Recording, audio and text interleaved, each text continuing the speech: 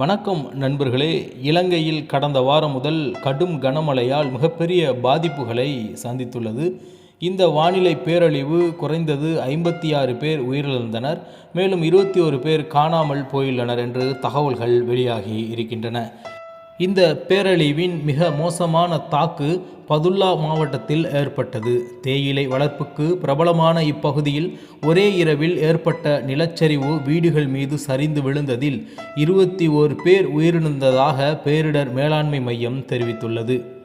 இதேவேளையில் cyclone Ditwah வெள்ளிக்கிழமை இலங்கையின் கிழக்கு கடற்கரையை தொடர்ந்து கடந்து சென்றபோது மேலும் கடும் மழையை பெய்தது.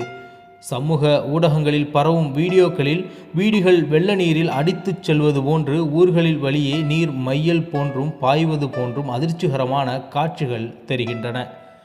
இந்த டிட்வா முதலில் கடலில் உருவான ஒரு தீவிர தாழ்வழுத்தமாக இருந்தது. பின்னர் அது வலுவடைந்து சைக்ளோனாக மாறியது. இலங்கையில் பல நதிகளில் நீர்மட்டம் உயர்ந்து கொண்டு வருகிறது. கேலனி நதியில் கரைப்பகுதியில் அடுத்த 48 மணி நேரத்தில் கடும் வெள்ளம் ஏற்படலாம் என பாசனத்துறை சிவப்பு எச்சரிக்கை வெளியிட்டுள்ளது. இதில் கொழும்பு நகரமும் ஆபத்துக்குள்ளாகலாம் என எச்சரிக்கையும் விடுத்துள்ளார்கள். பாராளுமன்ற அமர்வில் கலா வேவா அணைக்கட்டு அருகே ஒரு பேருந்து மணிக்கணக்காக சிக்கிக்கொண்டுள்ளதாக தகவல்கள் வெளியிடப்பட்டது. கலா வேவா அருகே ஒரு பேருந்து 1.5 மணி நேரமாக சிக்கிக்கொண்டுள்ளது என்று எம்பி அஜித் பெரேரா தெரிவித்தது. அந்த பயணிகளை மீட்க ஹெலிகாப்டர் அனுமதி வழங்க அரசு நடவடிக்கை எடுக்க வேண்டும் என கேட்டுக்கொண்டார். இதற்கு பதிலளித்த நிதியமைச்சர் ஹர்சனா நாணயக்கரா அந்த பேருந்து உண்மையில் சிக்கிக் கொண்டிருப்பது உறுதி எனவும் உடனடியாக மீட்பு பணிகள் மேற்கொள்ளப்படும் எனவும் தெரிவித்திருக்கின்றார்.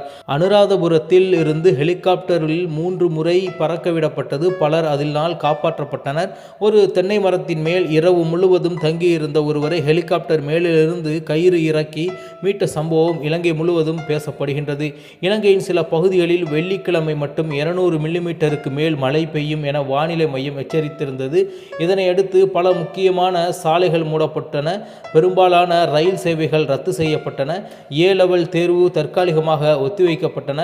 20,500க்கும் மேற்பட்ட இராணுவத்தினர் நிவாரணப் பணியில் ஈடுபடுத்தப்பட்டுள்ளதாக தகவல்கள் வெளியாகி இருக்கின்றன. இதுவரை 44,000 மக்கள் நேரடியாக பாதிக்கப்பட்டுள்ளார்கள் என்று தகவல்கள் வெளியாகி இருக்கின்றன. இப்போது இலங்கையில் இது பருவமழை காலம் என்பது உண்மையே. ஆனால் இவ்வளவு கடுமையான அளவுக்கு மழை, நிலச்சரிவு, வெள்ளம் ஏற்படுவது அரிது. முன்னர் 2003ஆம் ஆண்டு ஏற்பட்ட வெள்ளத்தில் 254 பேர் உயிரிழந்தனர். அது இந்த நூற்றாண்டின் மிகப்பெரிய பேரழிவாக கருதப்படுகின்றது. இப்போது ஏற்பட்டிருக்கும் நிலை அதற்கு அடுத்த மிக மோசமானதாக பார்க்கப்படுகின்றது. மொத்தத்தில் இலங்கையில் உள்ள மக்கள், குறிப்பாக தாழ்வான பகுதிகளில் இருப்பவர்கள் உயரமான இடங்களுக்கு இடம் மாற்றி கொள்ளும்படி அதிகாரிகள் வலியுறுத்துகிறார்கள். இதோடு தென்கிழக்கு ஆசியாவின் பல நாடுகளில் வெள்ளம் அதிகமாகி மோசமான தாக்கங்களை ஏற்படுத்தி வருகின்றது. இந்தோனேசியா 127 பேர் உயிரிழப்பு, தாய்லாந்தில் 145 பேர் உயிரிழப்பு. இதை பார்த்தால் இவ்வாண்டு தெற்காசியா முழுவதும் இயற்கை பேரிடரால் பெரும் பாதிப்பை சந்தித்து வருகிறது என்று கூட கூறலாம். காணொலியின் இறுதி கட்டத்திற்கு வந்துவிட்டோம். இலங்கையில் மீட்பு பணிகள் தொடர்ந்து நடைபெற்று வருகின்றன. உயிரிழந்தவர்களின் எண்ணிக்கை மேலும் அதிகரிக்கக்கூடும் என அச்சமும் நிலவுகிறது. இலங்கை மக்களுக்கு ஆதரவும் மேலும் பிரார்த்தனைகளையும் நாம் அதிகப்படுத்துவோம்.